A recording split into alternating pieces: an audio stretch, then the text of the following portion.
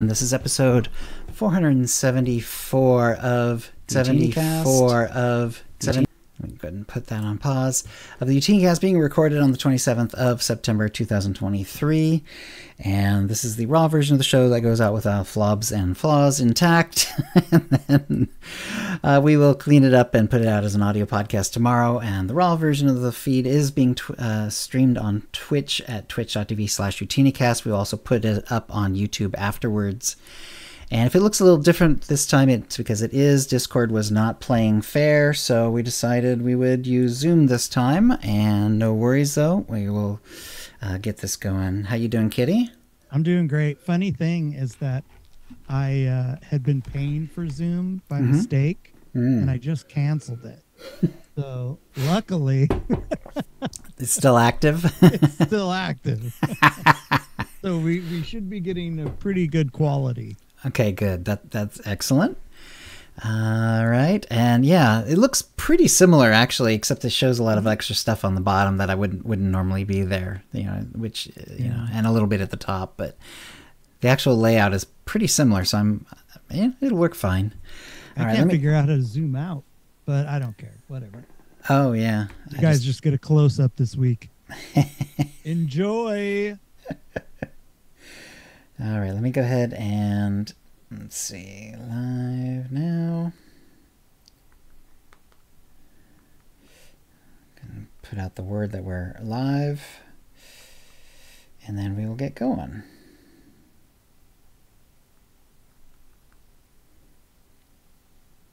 All right, and that's been sent out. Okay, Katie. So yeah, if you're ready, I'm gonna have a little water, and then we'll get going. I'm ready. Retweeting your tweet. All right. Hey, Mr. Sith, the Sith, how's it going? All right. Okay. I'm surprised I can't believe we got it done. Yeah, it was a little iffy because we got on at the normal time and then all of a sudden the Discord call just wouldn't start. It was very bizarre. Weird. All right, going in 5. I'm going to a little more water, too.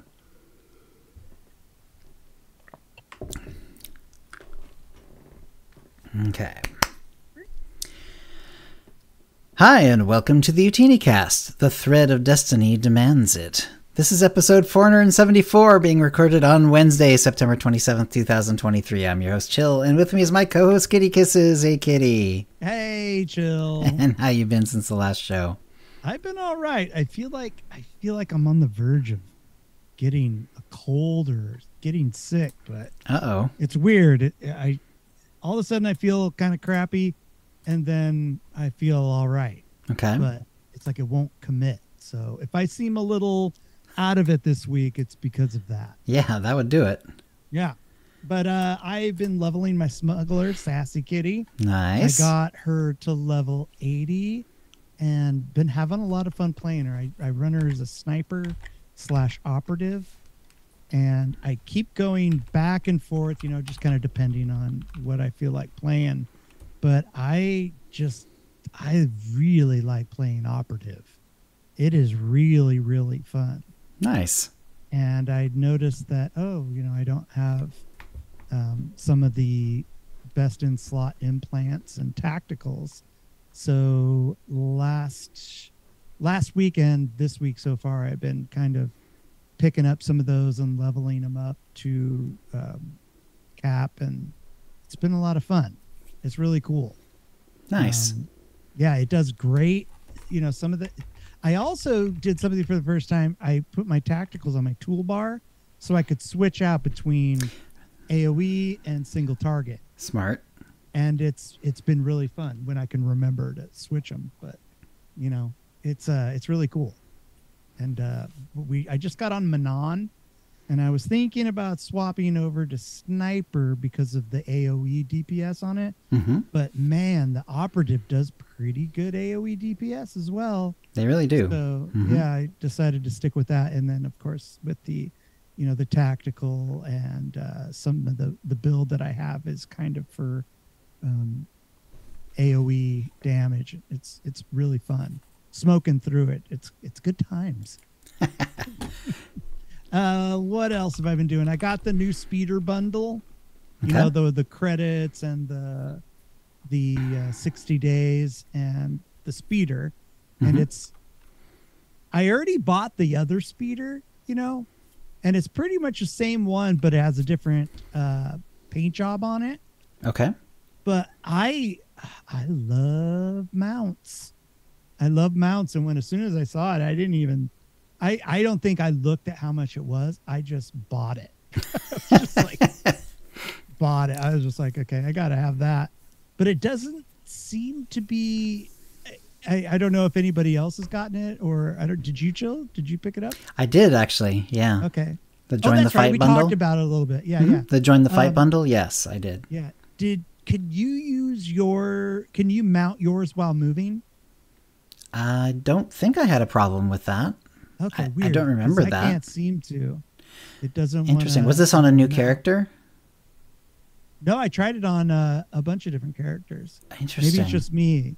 I meant to ask people because I didn't. Yeah, I didn't. I can't swear that I can't swear to it one way or the other though for sure, because like I've tried it a few times, but like currently I've been playing a lot on Freddie Mercury and he uses the Vectron Vertica as his soul one. So, but I did try it on a few characters and I think I would have noticed if I couldn't mount on the move, but maybe not, because if I only did a few times and it was in the stronghold or whatever, maybe I wasn't moving at the time. Okay. Yeah, I don't know. Maybe it's just me. Give it a try and let me know. Yeah. I'll have to send a ticket in if that's the case. But okay. Yeah, so the only difference is the one that you buy at the cartel market has a flare where I call it warm water, cold water.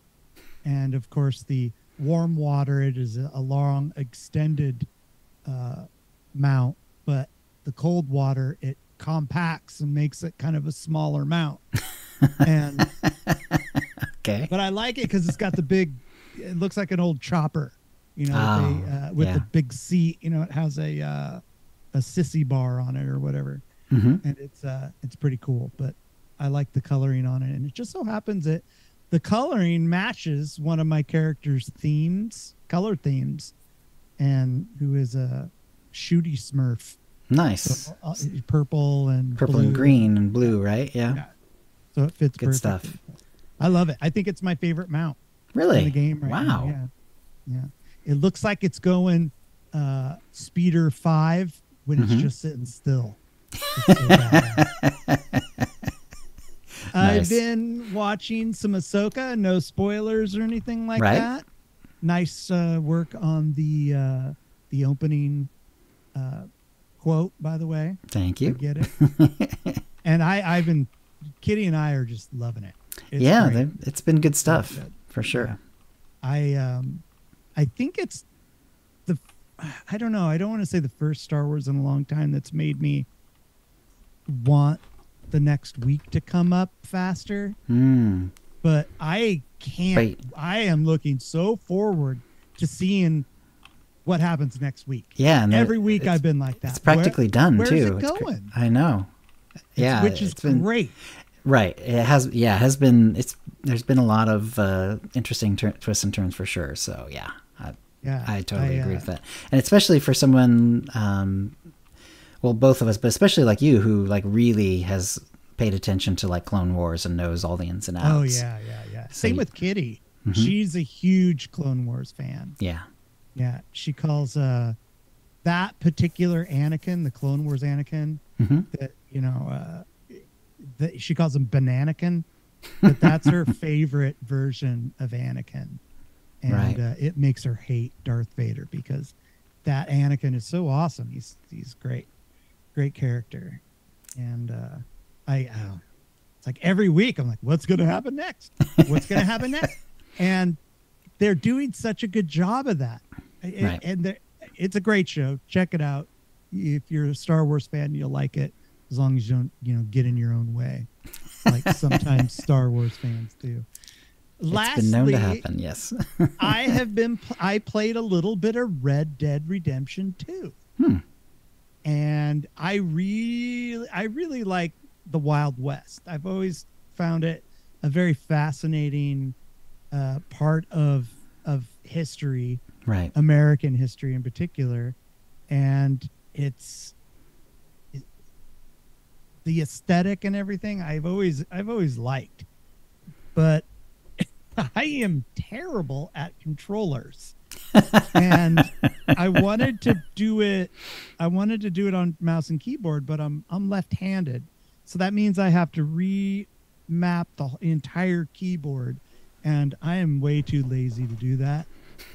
So I've been struggling along with the controller. I can't figure out if I play Southpaw or I play regular. Do I want to play regular so that I get used to it so that I don't have to play Southpaw? And I just keep going back and forth and back and forth. So I'm just like terrible. I keep dying, which is fine, who cares? But it's just kind of frustrating. I need to make a commitment to my controller setup. But the game it's pretty cool. It's an interesting game. The first one, Red Dead 1, I played through it. I think I want to say like 3 times. One for a speed run and got the unlock on that. But yeah, so I'm excited to get into the story. The story's so far is pretty fun, pretty cool. Have you ever played any of those? Have not played them. I've definitely seen videos of people playing them, and that definitely looks like a fun game, though. Yeah, it's very well regarded too. Like everyone seems to love that game, which is always a good sign, It's Rockstar does a great job of world building and all the it's so cool. It's so fun. Yeah. Like you fall into the game, or at least I do, head over heels. I feel like I'm there. Right. It's complete escapism. It's wonderful. It's wunderbar. Yeah. It's fairly open world, right? Like it's not. Yeah. That's not set to any particular story, but you can follow a bunch of different story leads as you want to. Yeah. That's how I understand it. Yeah. Yeah. And they also have like a PvP, like an online PvP section where you can group up with people or you can go in solo. It's crazy. Nice. It's absolutely crazy. It's cool. If you get a chance, I recommend checking it out. But enough of my babbling, Chill. I'm going to pass the baton over to you. All right. Well, normally I would read the people in the chat room. If you can do it, Kitty, please do. But I'm having a technical issue at the moment. We have 01 Ella is here. Drapsnat is here. Imo. Hello, Imo. Kata is here. Mark Zanark. Neener, hi Neener, Obi-Wan O'Malley. That's great. Wishy Twitchy and Starry Saber are here. Welcome, you guys. Welcome in and thanks for coming. All right. Thank you, Kitty. Appreciate that. All right. So this week, or a couple weeks ago now, I had like a problem with a medicinal change. Aging is fun. So I was upping a medicine on my doctor's advice, and then I ended up having like this really stabbing pain in my stomach, which was really unfun. And because of that, I had to get hold of the doctor after the weekend and like change it back again. But more importantly, like I didn't sleep at all that night, and it's like really thrown me off. It was like a whole week before I was completely even close to back to normal. Doing a lot better now, fortunately. But because of that, we didn't really get much PvP done since the last episode. In fact, I don't know if we got any PvP done. I don't think we did. With the two of us, yeah. So I did a lot of Freddie Mercury, and he is now on Rishi, which was fun. And a little bit on Wrecker, the hardcore character, and he's on McCab. So, just having fun with leveling and stuff like that. The Freddie Mercury cosplay really is a ball. I'm really enjoying it a lot. So your hardcore character, has he almost died? Because I know he's a tank, right? He is a tank. He has almost died a couple of times, but he's definitely a lot. It's definitely simpler if you're a tank and you have like pretty hardcore, defensive abilities to kind of fall back on. But remember, I'm not getting any help from companion, so I always put my companion on passive. So it's a little bit slow, a bit of a slow slog sometimes. And actually, usually that's the most dangerous thing is like when the fight is really long and I've already used the cooldowns. Like if there's any need. Like if I use all my cooldowns, then I have to finish the fight pretty soon because, nothing else, no more help is coming. Right. So, Run yeah. away! Run away. Yeah, sometimes. That's happened once or twice. Oh, so, funny. yeah. Let's see. And then last Saturday, there was the Duck Hunt and Utini 500, which was on Ord Mantell. The guys had a lot of fun doing it. I did show up I made an appearance, but what had happened was that was the day I happened to, my son had his check-in for college. So I had to drive him across the state and back. And even though I left early and tried to leave extra time, I left like 2.5 hours of, rest and traffic time, and it still wasn't enough. Because unfortunately, it was also like the first time it had rained in Seattle. And I have to pass through Seattle twice, once on the way up, once on the way back. Yeah, it was... Is he at UW? It's just he's at WWU in Bellingham, so he was really close to that's the. Right. He's really close to Canada. Yeah, he's like half an hour, 45 minutes from Canada. Yeah. And we're basically right by Portland, so it's all the way north south across Washington State, and Seattle is famous for having some of the worst traffic in the United States because it's kind of caught between the Sound and a bunch of hills and small mountains and stuff like that. And there's just not a lot of great ways to get around Seattle, unfortunately. And so when it's the first time it has rained hard in weeks and, the roads are semi-bad and people are slipping because, the oil's all come off the pavement and everything. Yeah. Anyway, so, yep, after I got past Seattle and I saw the estimated time was already creeping past the start of the Utini 500, I was like, okay, I guess I'm going to miss it. So I did miss it, but just barely, actually. I got there it was not very long after the start of the hour, but because it happened to be on Ord Mantell, the hunt didn't take very long, because there just aren't that many places to hide, and the race didn't take very long. So I had literally gotten there right when they finished the race. And I thought I was probably going to be there in time for the race at least, but nope. They'd actually burned through it all. So, but they were having fun. They liked seeing the Freddie Mercury cosplay, and some people got some cool stuff as usual. And I always say to people, it doesn't matter if you're in the guild or not. Definitely show up for those if you can, because Ducky's really good about having really cool stuff to give to folks who and you don't have to win. Everyone who shows up will get something. So it's awesome. It is fun, and it was really good. So, and I did get past level 18 on all the servers for Galactic Season 5, which means I got to open an ultimate pack on every server, which was fun. Did you get anything? Not a ton of great stuff, but one thing that I did like was a new flare. Because I don't have a lot of flares. I usually use the legendary one because it looks nice, and it means you've leveled up someone from every class. It's kind of it kind of means something. But this was I can't remember the exact name, and I didn't write it down. But it's like a Sithy flare. It's like I know exactly what it has this purpley, glowy, flowery looking thing, and then this thing that looks like sort of like a bent lightsaber hilt, but with like a lava effect in it, sort of a flamey lava-y effect. Purple hydro tube. It's very cool, yeah. And so I have that one now, and that's on one character on one server. And then when we get an unlock sale, I'll probably unlock it for more people because it's pretty cool. Yeah, it is a cool one. All right, and by the way, the issue that I'm having, Kitty, just so you know, is and it's happened to me a couple times, and I don't know if it's happening for everyone or if it's just something for me, but I'm getting mouse freezes where my mouse won't move. So I'm moving around fortunately we had already started the stream and everything by the time when it happened. But I can move around the chat notes, the episode notes with my keyboard, fortunately. But there's going to be some issues at the end that we'll get to later. But, okay, cool. Yeah, and I won't be able to do I won't be able to do codes or anything like that. So no codes this week. Sorry about that. Tip of the week. So we have one from DL Smoothwolf. He says, my birthday is actually on Wednesday, September 20th, but I won't be here. I'll be hitting out of town to celebrate with my twin brother. My tip of the week is a little on the cautious side. Protect all your social media accounts with a strong password and make sure to add two-factor authentication to said accounts. I am sadly a victim of this and can no longer access my Discord and Steam accounts. Ooh, that's unfortunate. I mean, Discord's one thing, but Steam... That really sucks. Hopefully he'll be able to get it back. I don't know.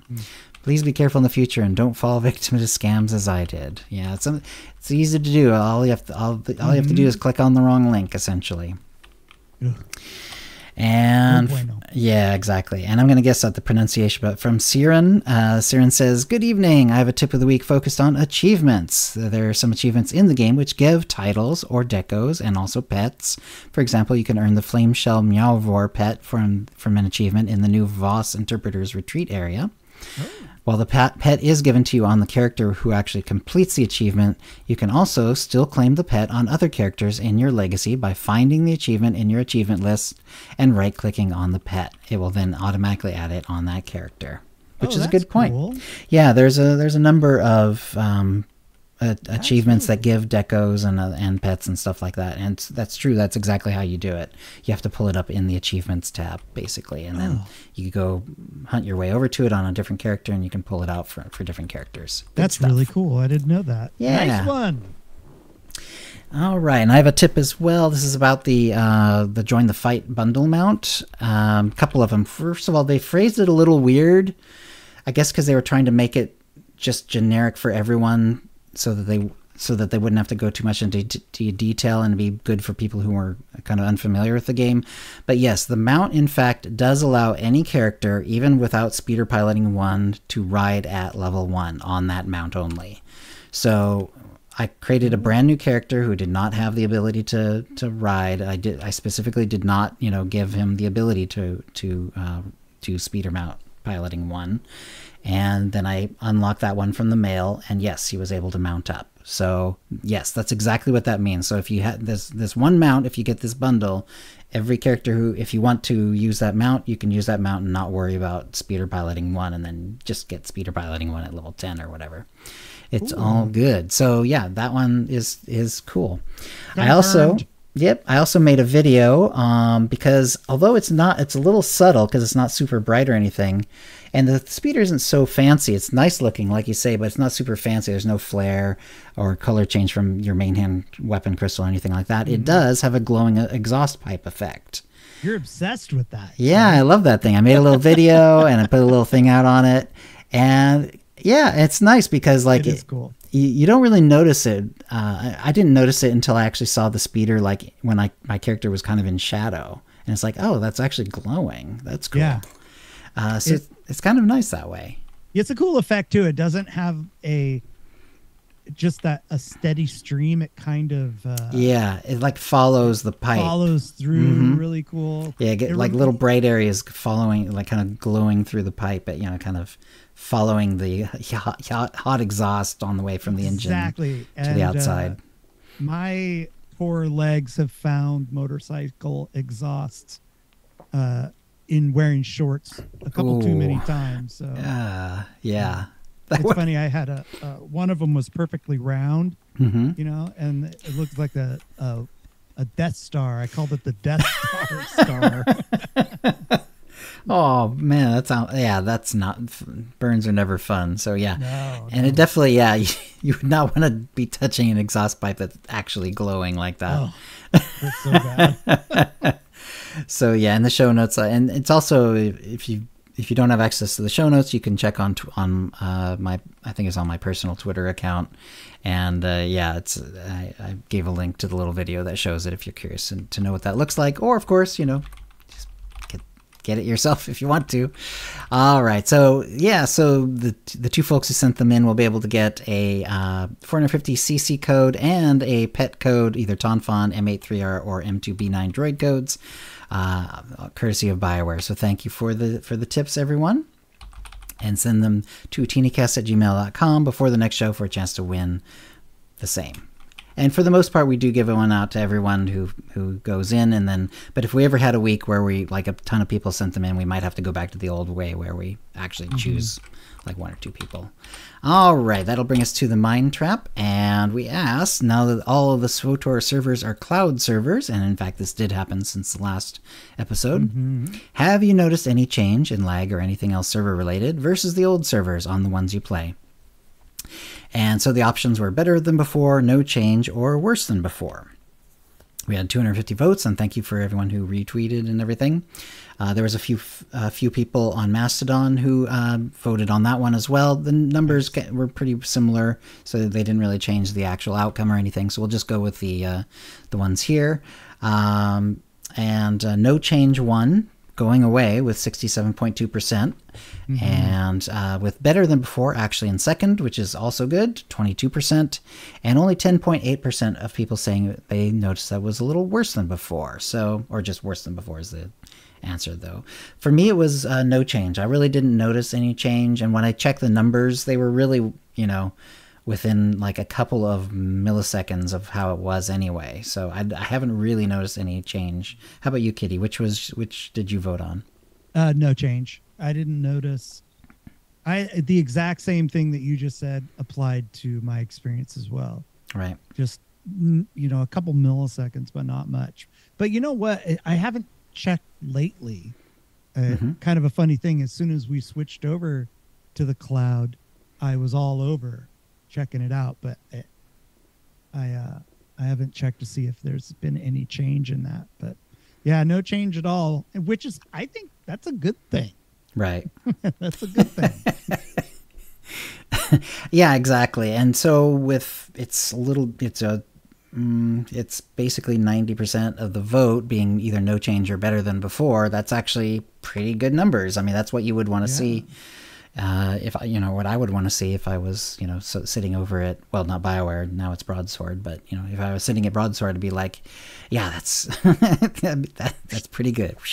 And I'm sure that, you know, this is not perfectly scientific because it's obviously a self-chosen poll on a, you know, on a couple of social media places, but it's still, I think it's a good sign, and I wouldn't be surprised if this was not reasonably close to whatever the actual numbers are. So excellent. All right. And yes, we did have some folks say, you know, like Empress Valen said, didn't notice any change. Rondo War said, I think it probably equalized things a bit. I used to have 4 to 8 milliseconds generally, which is really low. Where the heck are you where you get 4 to 8 milliseconds? I know, right? I want to move where you are, I think. And now it's more like 30 milliseconds. And a few guildies who used to have very high milliseconds had some improvement. And I'm sure there is going to be some, you know, because obviously the cloud server, they have based it on the East Coast. So unfortunately our West Coast folks like us didn't actually get an improvement.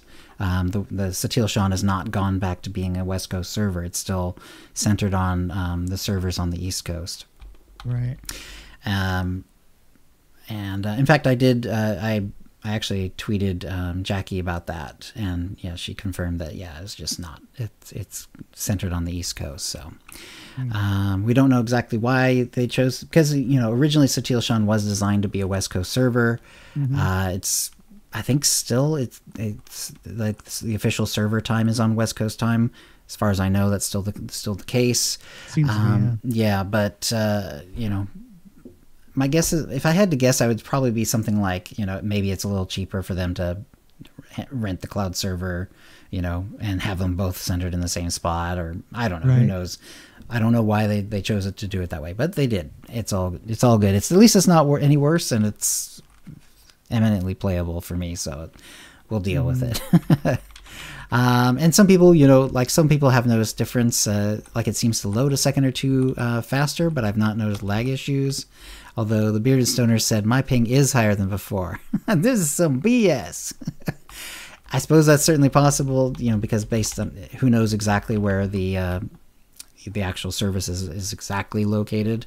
The other one was like, gosh, what was it? West Virginia or something like that? They actually let us know where the server farm was. And unfortunately, I seem to have forgotten it. But it was something like West Virginia. And maybe the cloud server is more, you know, New York or something. Anyway, all right. Overall, pretty good. Pretty good stuff overall. Certainly, you know, if I'm, like I say, if I'm designing the game and I want to, you know, I would definitely, if I wanted to see this change, I would definitely want to see it not affect people negatively for the most part. Yeah. All right. We do have a Cantina Talk this week. So this is an occasional segment where we pick out a voice actor from the literally hundreds who have voiced for SWTOR over the years. And this time it's Ron Ewan. Ron Ewan in SWTOR plays Knight Companion Fidelton Rusk, a gung-ho Republic Special Forces soldier whose propensity for putting mission above the health of his soldiers can sometimes bring him into conflict or agreement with your knight. And it turns out Ron Ewan has done a ton of cool movies and TV shows and a lot of voice works, which is a lot of fun. So he started out in the early 90s, getting small short-term roles in shows like Walker, Texas Ranger, and Dr. Quinn, Medicine Woman. By the 2000s, he was doing that still, and he keeps doing that throughout. Plus, he started getting some recurring roles, such as in CSI New York and Prison Break, so some pretty famous shows there. Yeah.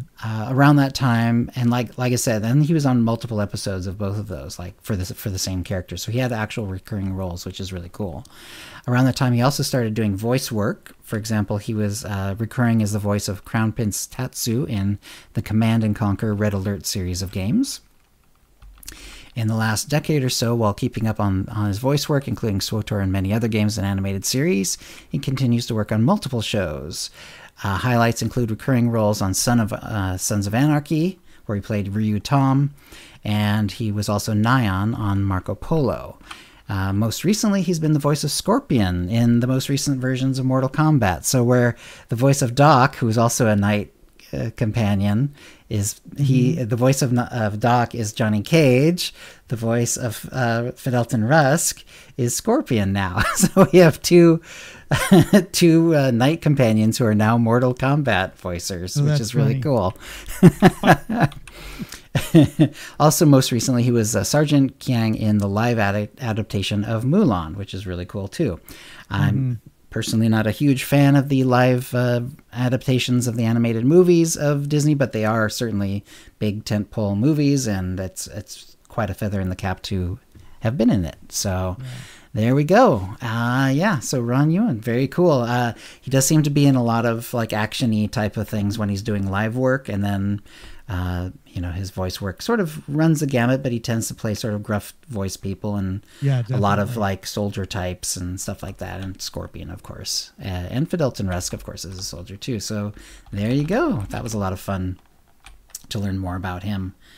That's cool. Yeah. Let's see. And one thing, I've always liked Rusk's voice as well. Like he has and interestingly, I like listened to Scorpion that he's done recently. Like I looked on YouTube for some videos of it, and he's definitely doing different voices. Like it's very hard for me to tell it's the same voice actor, which is really cool. I always appreciate when that happens. Yeah. And he seems with Rusk, he does seem to throw his voice a little lower, like We've got to go over here and get that thing. Yes, Master Jedi. That's right, Master Jedi. 4.4% improvement. That's right. That's right. He has that conversation, doesn't he? Yeah. All right. So that brings us to the Holo feed. And let's see. So the Best View in SWTOR contest is back. It started, unfortunately, just after our last episode, like 3 days after our last episode. They announced it, and it went live basically at the same time. The Best View in SWTOR, it's been around a couple times. Basically, you take a screenshot, you email it into them, and it has to be for the different planets that they're doing this time around. They choose different planets each time, and then they choose the best shot that they like the most, and they actually make a deco out of it. And so the decos are actually in game for people to actually add to their own strongholds. And also the creator usually gets a fancier version, which is like the screenshot, and then instead of a normal frame around it, it'll have like a golden frame. Usually that's how they've done it in the past anyway. So pretty cool, kind of a little feather in your cap if you win that. You get a deco that no one else in the game literally has, which is really cool. Yeah.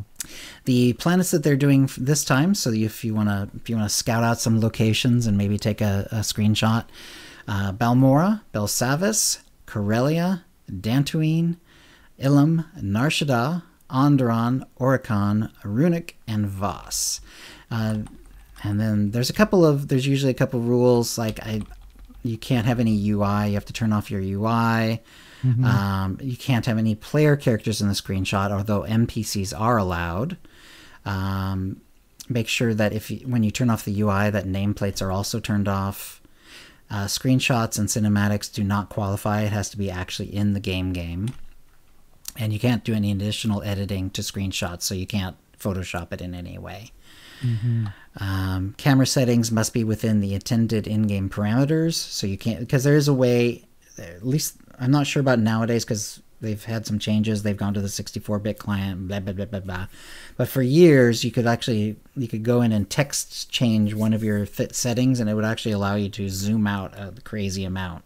So you could take these really wide shots of like the whole of Alderaan and whatever.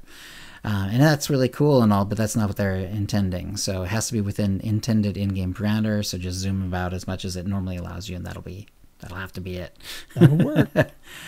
Graphic settings should be set at very high or ultra and 1920 by 1080 or higher resolution. The team will then crop the chosen screenshots to the 4:3 format for the actual deco. Then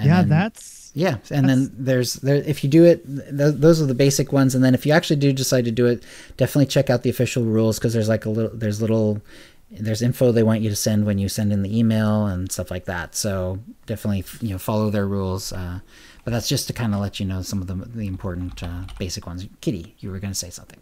Yeah, the 29th, that's Friday. So if you want to do this, yes, you better get on it. Unfortunately, yes, because they announced it right after our last show. It has been going ever since, and it actually is ending in just a few days. So yeah, let's see, and I think that'll do for that. Right after the SWTOR team selects the winning submissions, they'll publish an article announcing the winners before the upcoming 2023 anniversary event. In this announcement, they'll reveal the winning screenshots and credit each player, by character name and server, who submitted a winning screenshot. And then it shows a couple of examples. Yeah.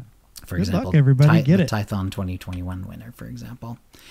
All right. And there's a bunch of official rules. So I do suggest you actually look at the official rules, which are on the SWTOR.com website if you do decide to enter There's the a contest. lot of them. Yeah.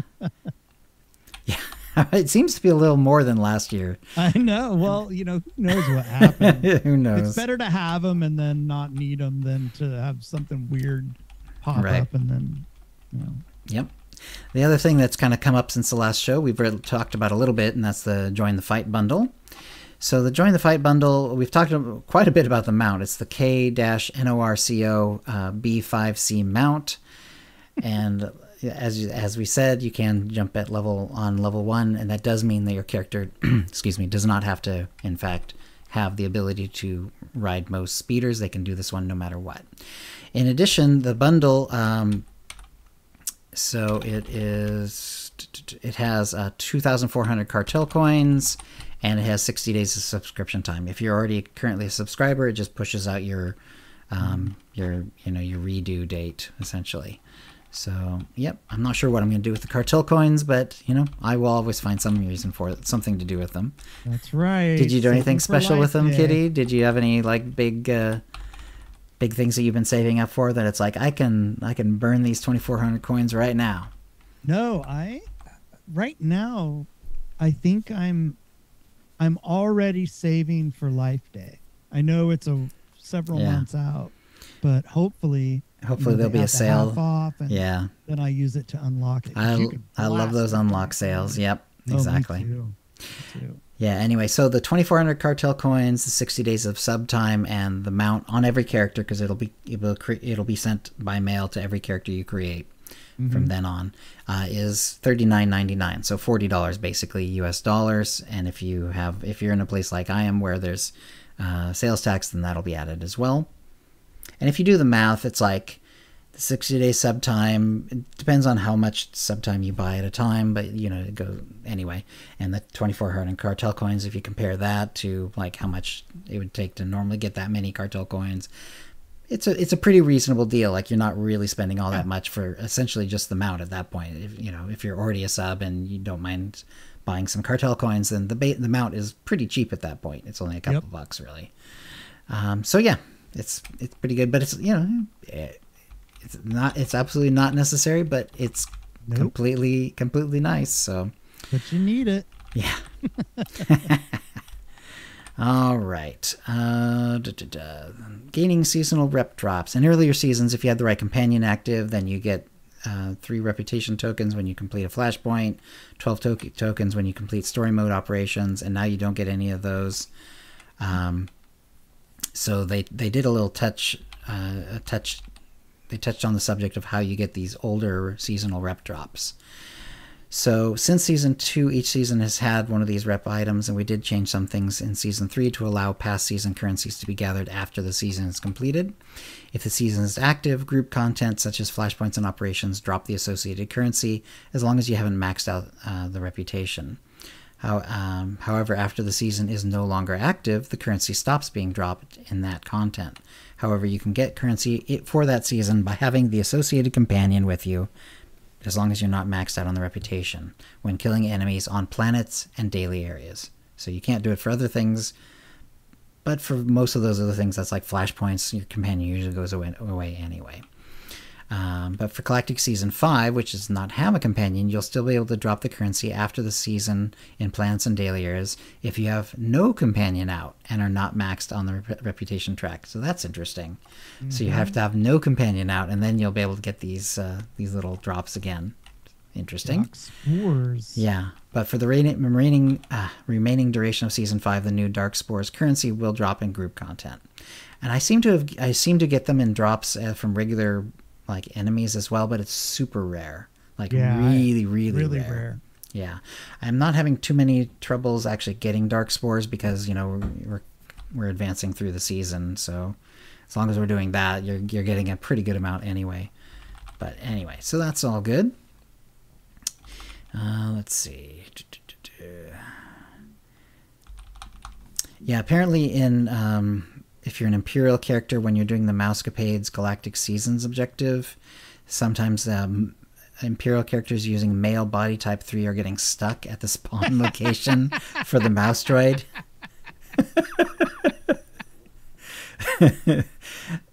Which I think is hilarious. Beefcake alert! Yeah. The workaround, however, is that the objective can be completed in the Rishi Cantina, so apparently you won't get stuck there. So yes, if you're one of those, if you're using the tall body type 3, male body type 3, broad and you're shoulders. getting stuck, yeah. I mean, that must be a thing in real life too. If you're built like that, right? There's just certain places you can't go. You get stuck. That's right.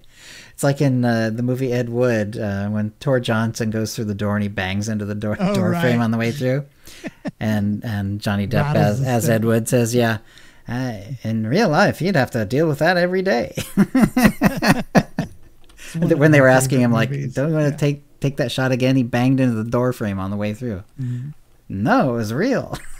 Something's disturbing the buffalo, and the army's called in to solve the mystery. That's right. I love that movie.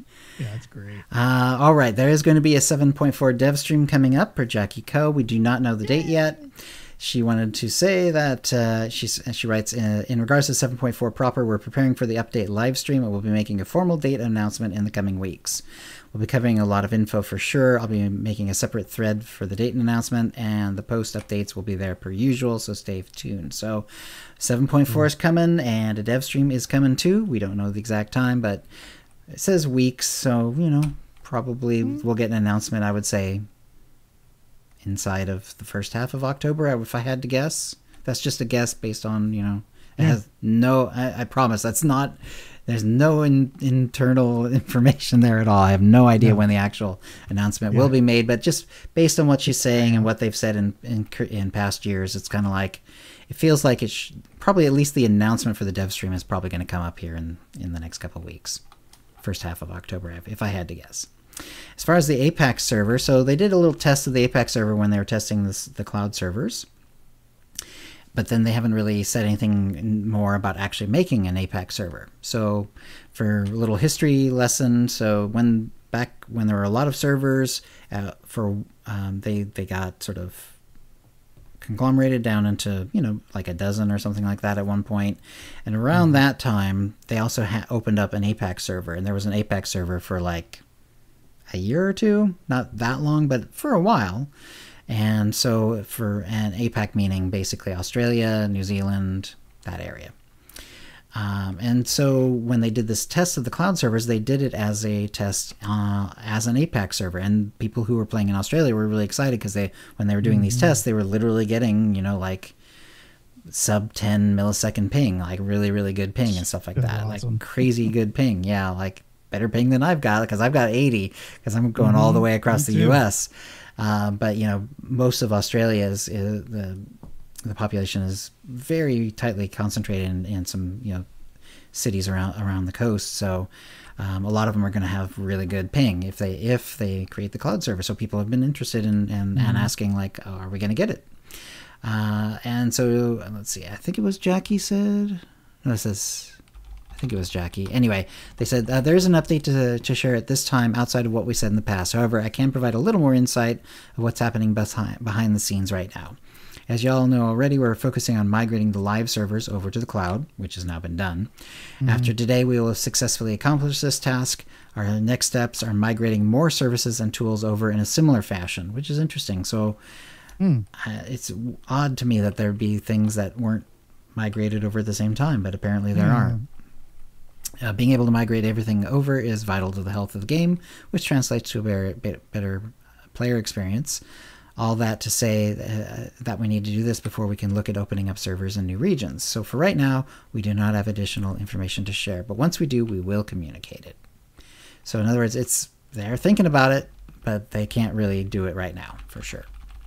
I think it would be kind of fun if they opened a hardcore server, like in WoW.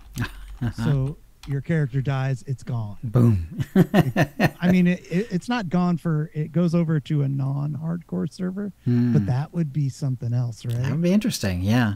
I would roll on it. Would you roll? I've done hardcore character. I'm doing hardcore characters right now. Yeah. Yeah, it's a lot of fun. And, I would have a companion out for that. So it'd be, oh, hell yeah. It'd be easier. Yeah. Let's see. Eric Musco did a little article, a little thing on updating the complexity of changing anything in the game. Let's see. So this is very cool. Yeah. So basically, like, some people were making suggestions, and a lot of them were saying this seems like it would be something that would be easy to do, and then they give a list of like 2 or 3 things that they think would be easy to fix in the game. Eric says, so first, I super appreciate the enthusiasm of the thread. We always love to hear where folks' heads are for suggestions or ideas on places to improve the game. With that said, as much as I wish your suggestions were quite inexpensive or required a little more time, that is unfortunately not true. I'm hoping, though, that I can shed some light on exactly why that is the case, since very often in software game development, very few things are fast or inexpensive. Let me give you an example of each of the categories that you gave to be a little more illustrative. Update old textures, armors, weapons, and planets. Perfect. We've actually done this in numerous releases since 7.0, and we're going to continue in a number of releases I can already see on our roadmap. It's happened for armor, weapons, and sets, so it's like the Reforged set, and has also been a part of an environment polish. The most recent example, of course, being Voss. I want to give more than one example, so I'm going to try not to go crazy here, but just how inexpensive is this? Let's assume we're talking about updating environmental textures for an existing planet. Once we know what planet we're going to be on, we need a full audit of the textures present. Typically, this is done by our environment artists. They're looking for wall sets, floors, and so on. And all the textures they can update will get where they can get the most bang for the buck. Also, as the design of the new location, this is multiple teams' work, starts to take shape. Are there any existing props that we want to update to bring up as well? Less broad appeal, but they can be centerpieces in rooms and so on. Okay, now that all that's highlighted, now what? Well, if we're doing some fancy new, what's old is new things, we need to concept what it's going to look like, so over to the concept team to get started. Once we're out of concept, it's time to start the updating machine. Multiple teams get to work depending on the specific assets, but it typically includes some combination of environment, character, and our outsourced partners. So now I'm on the 7th bullet, but honestly, I'm almost at the beginning of the process for when we're talking about expensive, so let me speed it up. What's left? Everything. We get the assets back. We need to go through our art review, licensor review, changes, integration into the game. Now that it's integrated, now what? Does it work? Maybe. Funny side and totally true story. Imagine we did a sweet update to the texture of leaves to make our trees look better on one planet. We did, which they're talking about the Alderaan one, because they made a big deal of it, and it really looks cool. Nailed it. It looks great. High fives all around. 3 weeks later, our QV, commonly known as QA team, finds a lone tree on a completely different planet that looks bad. QV is incredibly valuable to everything we do, and these types of changes are no exception. The leaves are entirely the wrong size and the fidelity is wrong. Weird? You guessed it. It's those sweet new leaves from the other planet. Game development is complex and weird. Now is the part where I tell you about engineering and tech art teams. The tools and support they provide are invaluable, but you may not have realized that something like our gameplay engineering team would also be involved in updating textures on trees. But here, as we had to have to bring them in to help us track down where some textures got away from us in other parts of the game. I also want to highlight that once we have the art in hand, taking art and making it the thing you see and experience in the game is something different altogether. I'm skipping a lot of steps and words, but this part is big. And again, that is something we're stoked to do, taking an opportunity to polish some of our older planets as we revisit them. So keep an eye out more for that on the horizon. So now on to a little more time. Would require a little more time. Add new races. Let's talk about new species. This is where we talk. This is one we talk about a lot internally. We always follow the next new species wish lists and whatnot. Not to understate it, new species is a monumental size task. This is the kind of thing that touches nearly every aspect of the game and almost every discipline on the team. To give you a similar idea, as I did above, the teams and places it touches need to be hooked up.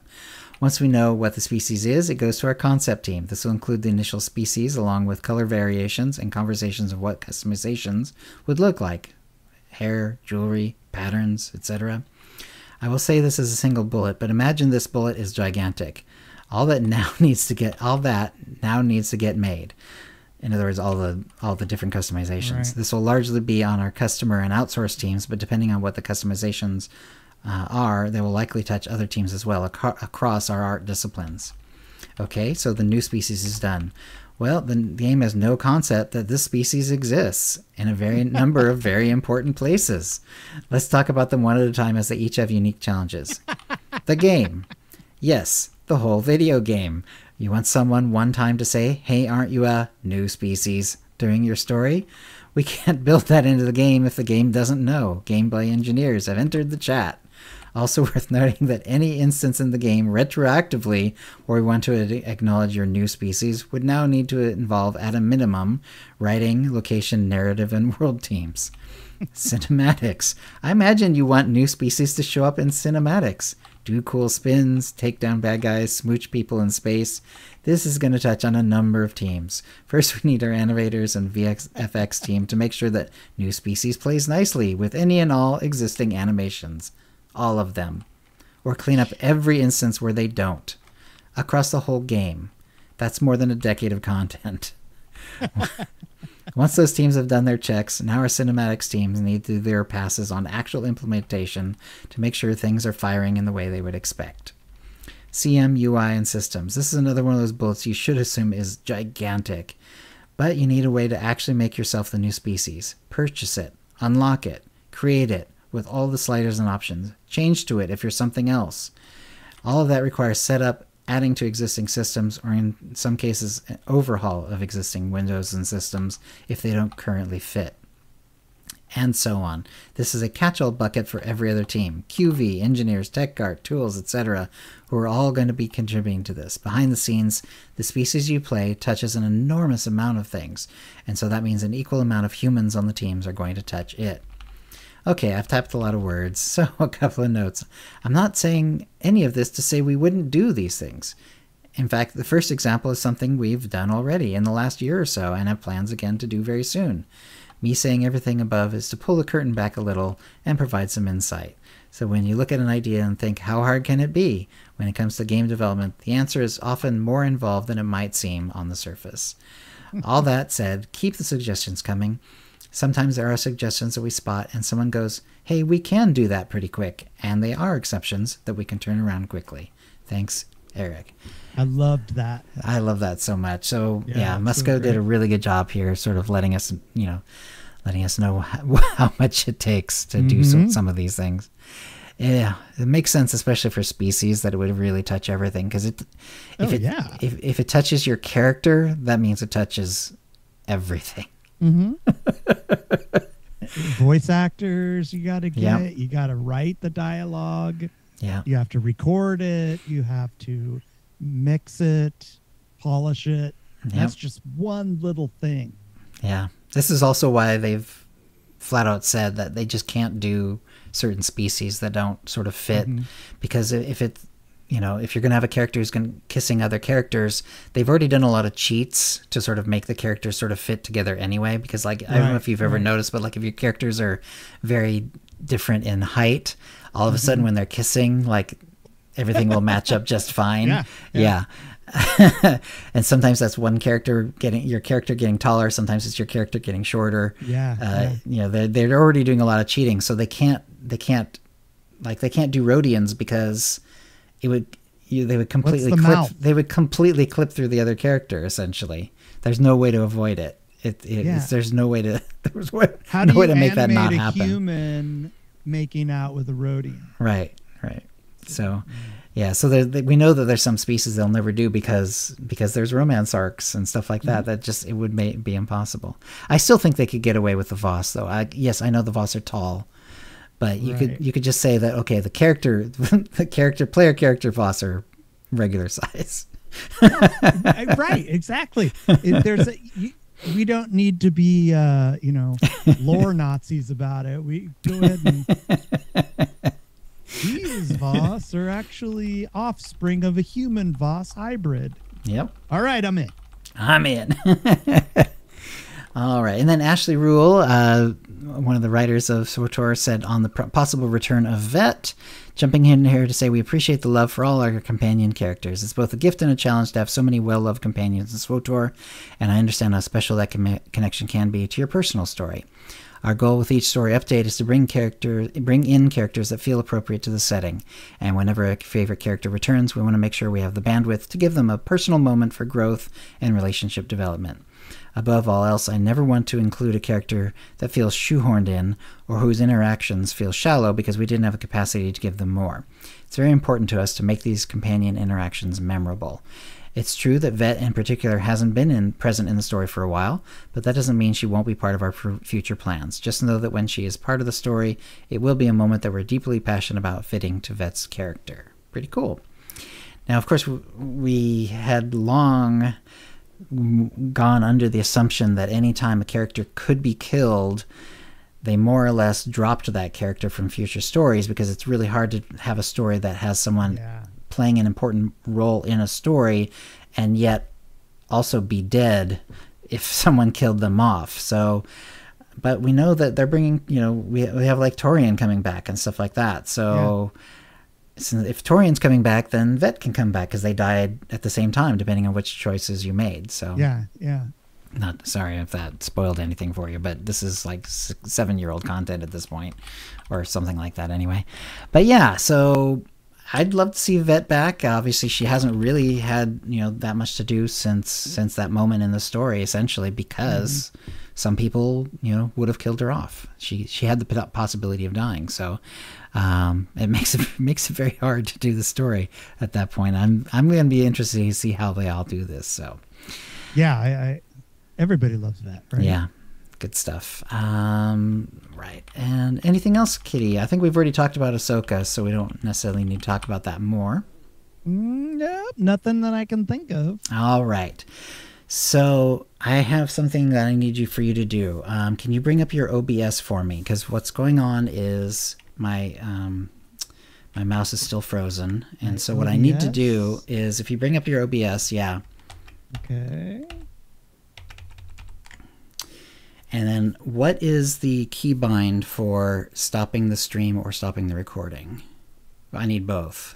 If you can, and I don't mean, you know, obviously I would love to click on it, but I can't click on it. So I need to know. Oh, the keybind. Yeah. Okay, hold on. Like it has a little underline, the little underline for it. Hold on, I got to go into settings and look. Yeah, I don't know if anyone else is having this problem, but about 3 times in the last couple weeks, my mouse is frozen. Unfortunately, I'd already started the stream and the recording when that had happened. Stop stream.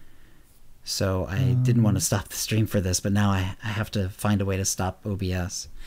So the start and stop button, can you bring up OBS? Yeah, it's on. And does the button have an underline under any of the letters? No. Okay. Because I... Ooh. Okay. Yeah, I have no idea. All right. I'm not sure what to do about that then. Hold on, let me...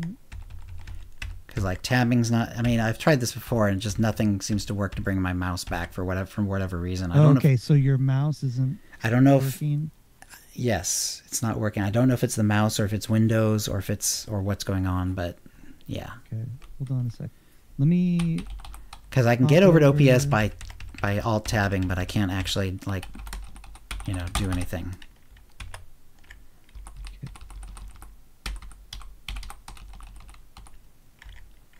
Yeah, I don't see... Is there there's no start or stop then? I'm looking to see if there's a... I'm looking in hotkeys to see if there's anything that is already preset. Okay. And there isn't. Okay. So what I'm going to do then is I'm going to try to unplug and replug my mouse. And if that doesn't work, I'm just going to have to kill it. And we'll just hope that I can... excuse me. We'll hope that the recording actually takes, because otherwise I'm not sure, you know, what to do about it. Be right back. All right. And I know the stream's still going, but like I said, I can't stop. Hi, everybody. Well, welcome to Streaming 101. Something's always going to go wrong. And sometimes you just have to wing it. Which one are you? That's why I always say if you want to do a stream or you want to do a podcast, just do it. Learn as you go. Okay. Because all those little ups and downs are going to teach you little tricks that you can use whilst you're... Damn, it worked. Yeah! That's awesome. Okay, it actually worked. Woohoo! All right. Let's see then. Let's see if is there a place we can send, we can raid for the folks here. I'm looking right now. Let's see. We have got Londowa, Londowa. LON. Oh yes, I think we've rated them once before. Let's go say hi. Thank you again for coming. And oh wait, hang on a sec. Before I do that, let me do the outro properly. If you'd like to play with us in the Utini Knights Guild on the Republic side of the Satil Shan server, or in our Guild on the Empire side, do a /c join Utini to join the Utini channel, then let us know you're a fan of the show.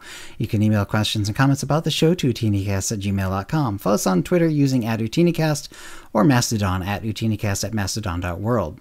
You can find contact details for us on our website, OotiniCast.com, which includes how to subscribe using iTunes, Stitcher, and the rest. We record the show live bi-weekly on Wednesdays, 4 p.m. Pacific, by streaming at twitch.tv/OotiniCast. Our theme song is Doomsday by Jean-Paul Zogby. And thank you to the chat room. Thank you, chat. Thank you for being here. And we'll see you the next show. Okay. Toodles. Doing the raid. And let me go ahead and stopping the stream, stopping the recording.